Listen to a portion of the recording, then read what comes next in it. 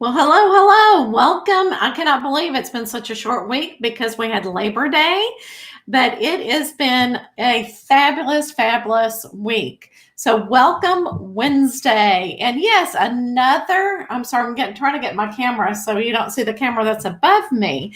So welcome to Spiritual Knowledge, another episode. And I really am, it's so dear to my heart tonight. Whenever I decided what to talk about tonight, I thought, oh my gosh, I can definitely share experience with having a narcissistic person in your life. So welcome. I hope everybody is doing well. If you're new to the show, my name is Michelle Henderson, and I'm a psychic medium in the Dallas-Fort Worth area. And I'm kind of looking behind me because I thought I had my camera, and it's like, I'm trying to make it pretty, but you can tell I've been a little bit busy today. So what we're going to talk about is we are definitely going to talk about empaths and narcissistic personalities. And anyone that is watching the show, I know that you are an empath, because if you have any type of intuitiveness and you're into the metaphysical world, you are an empath. So, hey, Connor, how are you doing? Good to see you. I hope everything is doing well with you. I hope that you had a relaxing Labor Day. It was such a, fast and furious weekend. And this week, it just seems like it's going super fast. So I hope you're doing well, doing great. And as you can tell, I've been busy to get ready for the show. So I just need to kind of take it a little breather because my mind is still going very quickly. And I'm here. So I'm excited to be here to talk about this topic. So let's go ahead and get started. This is, like I said, I will explain some experiences that I've had being an empath. But, this topic is so interesting because I figured out, through my whole lifetime that empaths and narcissistic personalities, they kind of draw each other in. It's like their personalities, the yin and the yang, right? And sometimes you're in a relationship and you don't even know it with a narcissistic personality. So it can happen very quickly. But I think what we need to do is kind of talk about what an empath looks like. And I know that most of you already know this. But hello, Kelly, how are you? How are you doing? Hello. I wish that Facebook had a place where you could actually hit your button or something and you could say hello. So not only could I read it, but also just hear your voice, because when you say hello, when you have a heart, or you say hi, I'm just hoping that you're having a fabulous day, and that and I just love to hear enthusiasm in somebody's voice. So maybe one of these days when our technology kind of morphs that way, we'll be able to do it. So let's go ahead and talk about being an empath. So as we know, empaths are very, intense. Empathy creates a tuning fork. I love this tuning fork effect. Good evening, Tess. How are you? So wherein the empath seems to actually feel the emotions of the people around them. So if you ever have been around a tuning fork, it vibrates.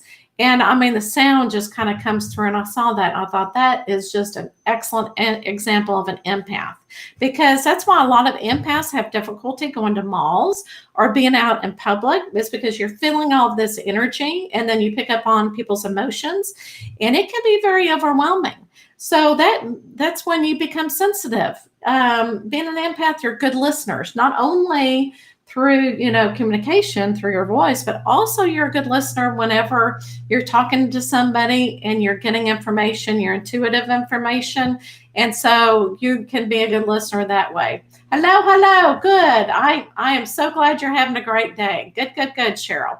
And then I love this. A lot of empaths need to go into nature to try to connect and to calm down and just kind of revitalize, their energy. And so and I know this is so true, emotionally expressive. Sometimes whenever I'm at work or wherever and I'm just using all my energy and it's like people are going, okay, slow down. You're a little bit hyperactive today. You need to bring your joy down just a little bit. So when you get, empath, you get so excited, you get emotional. And then other times when I get angry, I don't know about you, but I cry when I get angry. And people are going, okay, are you sad or are you angry? It's kind of hard to tell. So, and then we become, as an empath, easily overwhelmed because you're using the emotion, your energy's going all crazy. And so, we're just a basket case sometimes, and we just need to be alone. So out there, since you're letting me know that you're here, let me know how you, as an empath, and I'm calling you an empath because I feel like you are one if this is what you're listening to. Hi, Tina. So let me know how you revitalize yourself.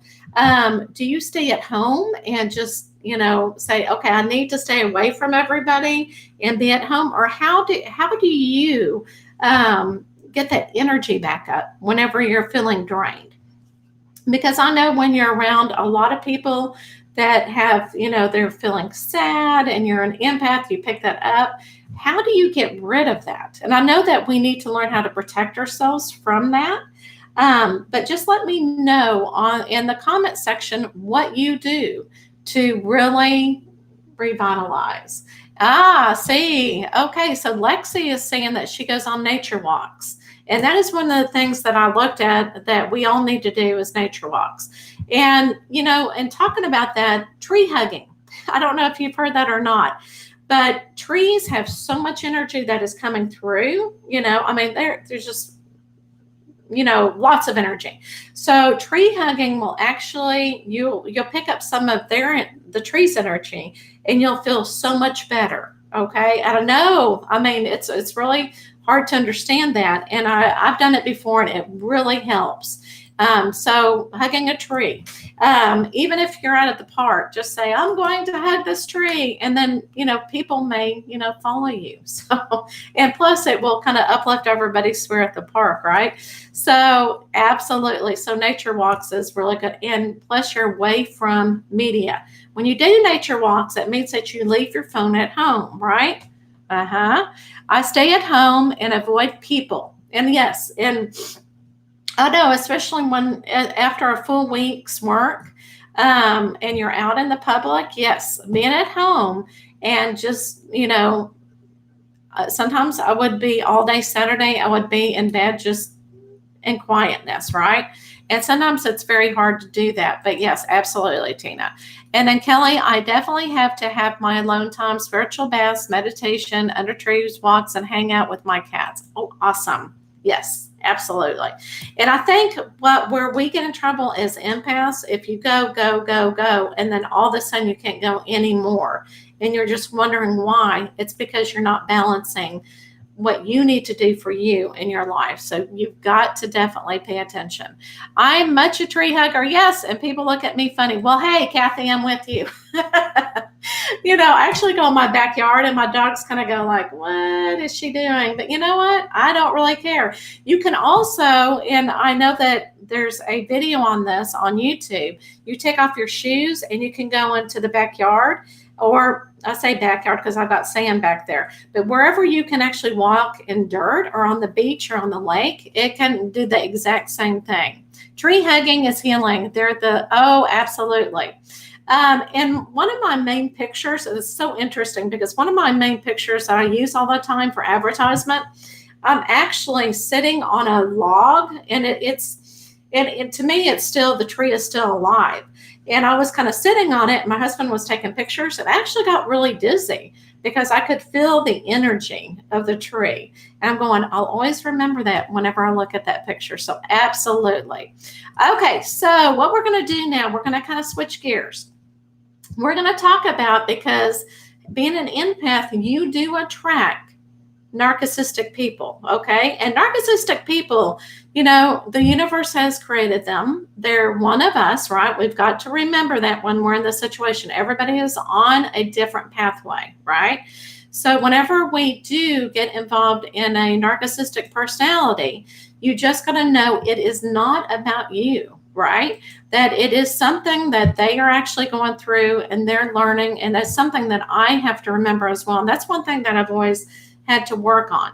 So whenever you get close to a narcissistic person, the reason why narcissistic people really are attracted to empaths is because they can get their own way, because empaths, we're people pleasers, right? We want to do the right thing. We want to make them feel good.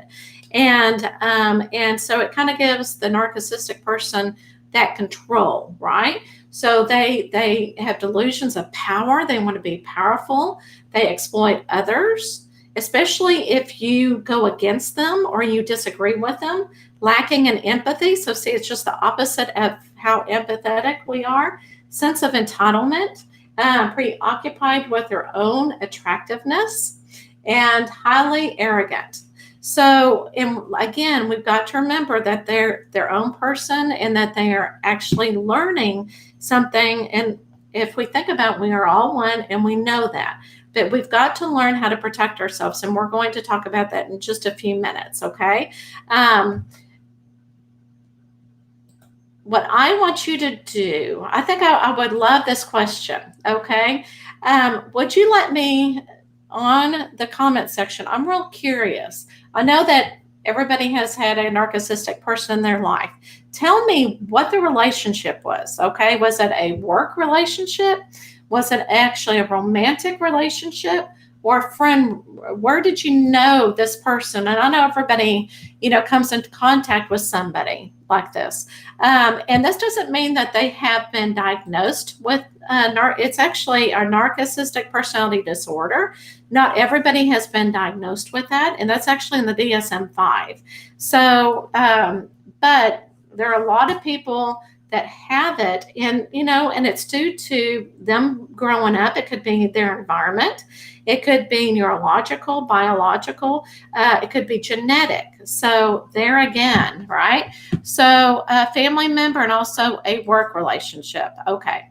And that is very interesting. And so, especially as, to me, it's more difficult if it's a family member, because, family, you're always with them, where if it's a work related or a friend, sometimes it's easier to do things, right? Okay. So Stephanie, thank you so much for sharing that. Okay, you were married to one. Okay, Melissa. Thank you for sharing, family member.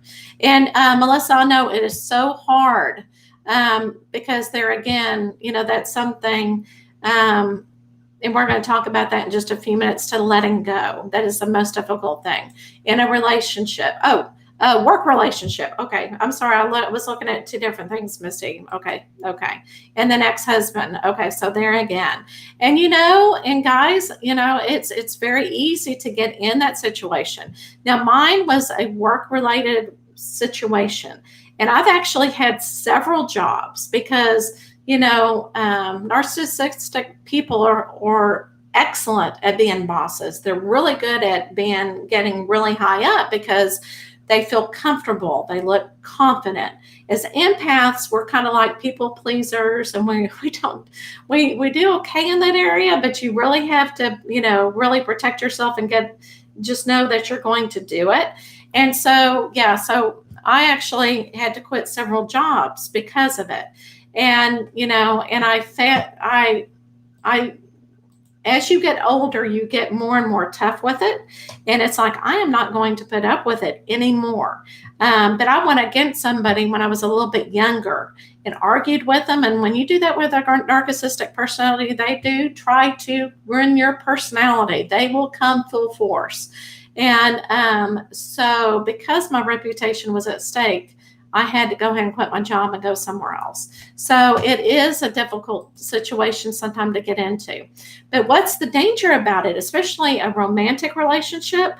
They come in and they present a false self, okay? Which means that you really don't know what's underneath that mask that they're hiding, and until later. And then you kind of stick around saying, okay, they're telling me they're going to change and so forth, and then they don't change. And that is the most difficult thing to do in this difficult situation. And and that might be your lesson that you're learning, right? That knowing how to deal with a relationship. And it can be addicting, because if you're a narcissistic person and then you have somebody who's an empath in a relationship, that empath is trying to help you, and they know how to use it, and they know how to twist things. And so as an empath, it does become addicting, because you're kind of in that relationship and you keep going, okay, I'm going to fix this, I'm going to fix this, and things don't work, right? So it can be very, very difficult. So let's look at some things that we can do with dealing with narcissistic personalities. Oh no, I'm covering up the little pink glasses. But anyway, what we need to do is set boundaries for healthy relationships. You need to really love yourself and know, I'm not going to let anybody treat me the way that, unless I give them permission. Because if you do get in that relationship, sometimes you give them that permission to treat you that way, because you think things are going to change, and we're people pleasers, right? Find the strength to say no. And again, you're going to have backlash, because how dare you, say no to a narcissistic person, because they are the ones that are right and you are the one that is wrong. And it doesn't matter if you are right? So if you have someone that is not healthy for you, you need to let him or her go, okay? And that can be the most difficult thing to do. And then take off the rose-colored glasses. See them for who they truly are. See how they treat other people. And, and that's kind of a rude awakening, and that's kind of, then your heart kind of sinks, right? And then let go of that need for approval. You do not need approval, okay? All right, have a good night. Okay, you too, my dear, you too. Okay, so let me see. Let me see if there's anything in my notes that I have left off. But is there anything else that you have, especially if you have gone through this process? Is there any comments that you have about what somebody can do when they're dealing with a narcissistic person? If I left anything off, I would love for your input. So just let me know, and I'll continue to look through my notes. But while I was doing research, one of the jobs that is perfect for someone who has narcissistic personality is someone in the social media business. And I'm going, oh gosh, no. Which I can understand, because they're in front of the camera, they're feeling good, they are stardom, and I'm thinking, okay, here I am in social media. So it doesn't mean that you have to be a narcissistic person to get in front of the camera and do some social media. But I can understand that completely, because again, you feel like you're a star. So if you are an empath and you're having to deal with somebody who is a narcissistic person, definitely fight for who you are, because that is who you are made, and get some help. And especially if you're in a relationship, if you are married to someone that is narcissistic, it really helps if you are able to talk to someone, okay, and get the help that you need. But yeah, so I thought for the longest time, I thought it was just me. I thought, oh my gosh, how in the world do I keep attracting these people to me? Well, it's not about me, right? That just tells me I am definitely an empath. So how can you shake the feeling when you feel like they were out there for you to help them? In the past, I struggled with that. Okay, how can you feel? Okay, so I think I understand your question. Let me make sure that I'm correct. So whenever you were trying to help this person, how do you shake that feeling?